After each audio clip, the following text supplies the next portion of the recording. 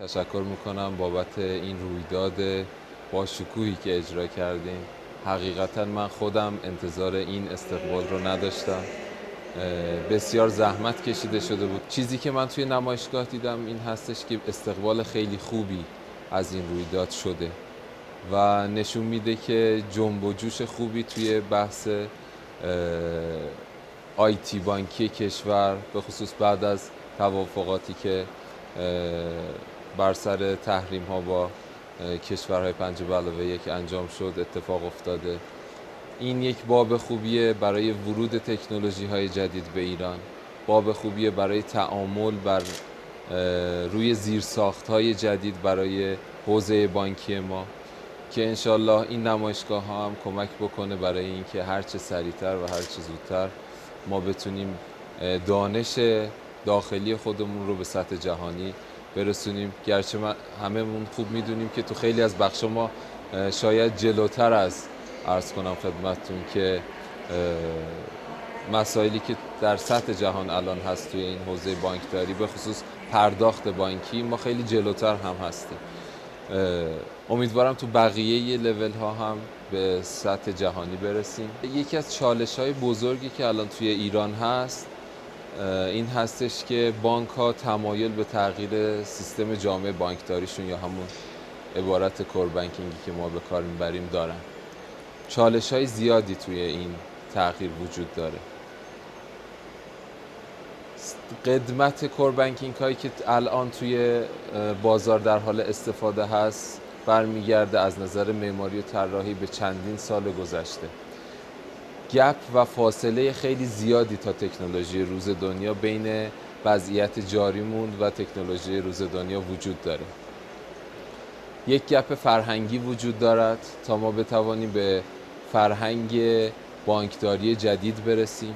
یک گپ تکنولوژی وجود دارد تا بتونیم از تکنولوژی جدید در حوزه بانکداریمون استفاده کنیم. به نظر من مهمترین چالش توی این بخش چالش فرهنگی است. یعنی ما اول هم بانکداریمون رو باید به لول بانکداری بین المللی برسونیم، بعد بتوانیم از تکنولوژی های روز دنیا استفاده بکنیم. من شخصا اعتقاد دارم که برای اینکه به اون تکنولوژی دست پیدا بکنیم نیاز داریم که دانش روز دنیا منتقل بشه به شرکت‌های داخلی ما.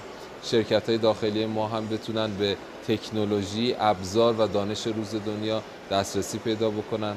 نیاز داریم در یک بازه، در یک دوران گذار اول زیرساخت و فرهنگ سازی بشود برای اون تکنولوژی، آشنا بشویم با تکنولوژی روز دنیا تا بتونیم از اونها استفاده بکنیم و به کارشون بگیریم. یکی دیگه از سختی هایی که در راه نصب کور بانکینگ های جدید وجود داره در بانک های بزرگ ما، حجم بالای اطلاعات، حجم بالای تعداد سیستم هایی که دارن استفاده میکنن. واقعا انرژی که برای سرویس خوب به مشتریاشون میذارن انرژی بسیار بالاییه، در صورتی که با یک تکنولوژی بهتر میتونن همین سرویس رو با راحتی و سهولت به مشتریانشون بدن.